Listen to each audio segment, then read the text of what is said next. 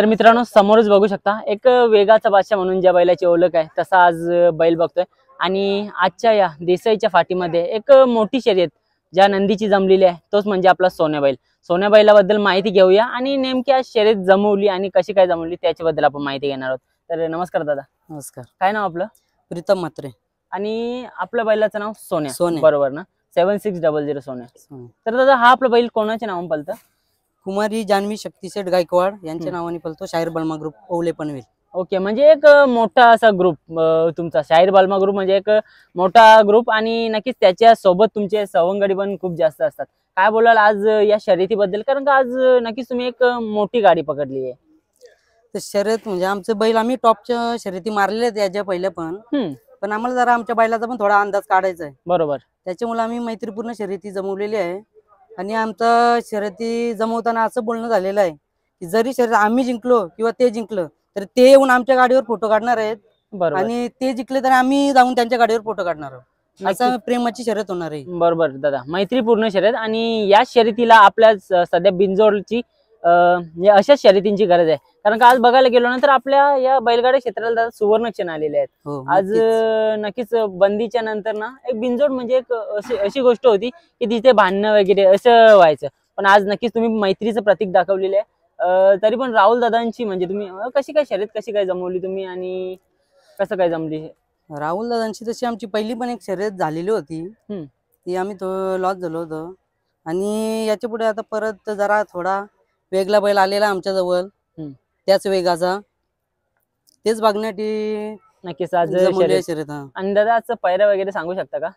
पायरा नाही सांगू शकत। ओके, पायरा लिपून एक बैल सांगून शर्यत जमलेली आहे। तर समोर पण मथुर आहे आणि बघायला गेलं तर बिंजोडचा बादशाह म्हणून आता बिंजोडचा बादशाह आहे मथुर, म्हणजे पब्लिकचा भिताड आहे। बरोबर, आणि त्याच्याबद्दल काय वादच नाही। आणि मग आपल्या बैलाबद्दल काय सांगाल? आपल्या बैलाची कामगिरी मुंबईमध्ये काय आणि घाटावरची कामगिरी कशी काय? मुंबईमध्ये पण तोच दबदबा आहे आणि घाटावर पण तोच दबदबा आहे। घाटावर पण त्यांनी खूप अशा गाड्या मारलेल्या आहेत घाटामध्ये। ओके, मुंबईमध्ये पण त्याच गतीने पडतो, त्याला समोर गाडी दिसली की तो म्हणजे वेगळाच रूप धारण करतो। बरोबर, अशी त्याची गती आहे। ओके, म्हणजे एकदम स्पीडला पळतो। आणि मग दादा जेव्हा घाटावरती नेता तुम्ही काहीतरी म्हणजे असं डिफरन्स तुम्हाला बघायला भेटतं का? कारण का आपण बरीचशी बैल बघतो घाटावरती खूप पळतात, त्याच्यानंतर मुंबईमध्ये आल्यावर कुठेतरी त्याचा पल आहे त्याचा सेमच आहे। म्हणजे मुंबईमध्ये पण तसंच पळतो आणि घाटावर पण तसंच पळतो, म्हणजे अगोदरपासून त्याचं पालनपोषण इकडे झालेलं आहे, इकडे झालेलं आहे। ओके, म्हणजे आपण अशी बरीचशी नंदी बघतो की जे म्हणजे घाटावरती पळतात ना ते इकडे नाही पळत मुंबईला आल्याच्या नंतर, कारण का कुठेतरी त्यांना हवामान सूट नाही होत। पण जी आपल्या गरम वातावरणात जी पळालेली बैल आहेत ना ती घाटावरती एकदम आरामात पळतात। दादा आजची शर्यत म्हणजे एक मोठाच सर्वात मोठी शर्यत म्हणून म्हणजे कशी काय जमवली आणि किती वर शर्यत जमवली काय सांगू शकता का? म्हणजे किती गोंड्यांवर किंवा काय? शर्यत पूर्ण रकमेवर जमली असं मी आता मला अजून काय तेवढं माहित नाही। ओके, तर नक्कीच दादा खूप साऱ्या शुभेच्छा असतील तुम्हाला। नक्कीच आज आपण बघतोय की आपला बैल पण त्या लेवलला पळतोय म्हणून तुम्ही म्हणजे शर्यत जमवताय। पण विषय येतो पैऱ्याचा आणि ड्रायव्हरचा। आता पैरा पण आपल्याला जुळून आणावं लागतं, मग त्या तुम्ही जो पैरा बघितलाय फेरे वगैरे काढलेले होते का अगोदर पळालेला? फेरा वगैरे असा काढलेला नाही बैलाचा, फक्त बैल निदर्शनामध्ये आहे आमच्या। ओके, मग आज अपेक्षा काय असणार आहे? काय नाही, त्यांनी त्यांचं 100% द्यावं बस।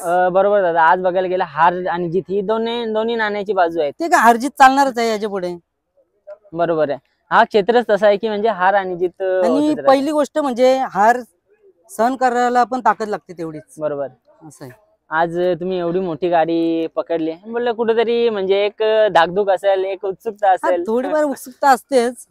मोठी शर्यत काय बोलताय पोरांबद्दल? आज मी बघतो तुमच्या सोबत एवढी सगळी मित्र परिवार आहेत। पोरं आमची आता पण त्याच गतीला तेवढीच असतात आणि अशी पण म्हणजे पोरं सगळी सोबतच असतात आमच्या पाठी मैदानामध्ये, ती छोटी वासरं असू दे किंवा मोठी बैल असू दे, पोरं एवढीच असणार। ओके दादा, तुमचा जास्त वेळ नाही घेत कारण का आता नियोजनाचा पण टाइम झालाय। जाता एक दोनच प्रश्न विचारतो, काय शिकवले तुम्हाला या बैलगाडी क्षेत्राने? कारण का आज मी बघते तुमच्या सोबत एवढे सगळे मित्र परिवार। बैलगाडी क्षेत्र असं आहे की त्याच्यामुळे अनोळखी व्यक्ती सुद्धा आपल्या ओळखीचे होतात। बरोबर, त्याच्यामुळे आपल्या एक दुसऱ्यांसोबत संवाद वाढत जातात, मैत्री होते चांगली अशी घट्ट, बस एवढंच आहे।